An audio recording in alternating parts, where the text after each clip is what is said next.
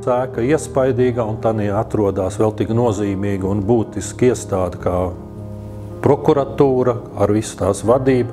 Prokuratūra jau pat par sevi vienmēr no senās Romas laikiem ir bijusi valdnieka acis.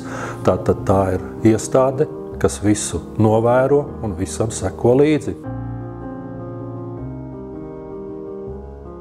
Ir viens notikums, kas varēja beigties arī ar kaut kādu būtisku incidentu, bet par laimi tas tā nenotika. Tas ir 1990. gada septembris, tātad vēl 2 nedēļas pirms tika nodibināta Latvijas Republikas prokuratūra. Pagraba telpās atradās tā saucamā kamīna zāle, kurā notika dažādas svinības, un šajā zālē notika arī tajā dienā mana 30 gadu jubilejas svinība.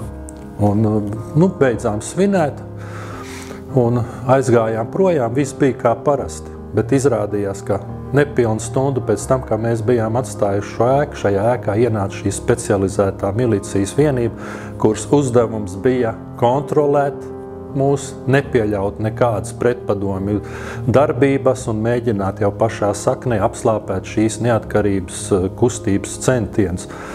Grūti pateikt, kas būtu noticis, ja mēs būtu satikušies tajā vakarā. Nedomāju, ka tā būtu tā draudzīga un miermīlīga.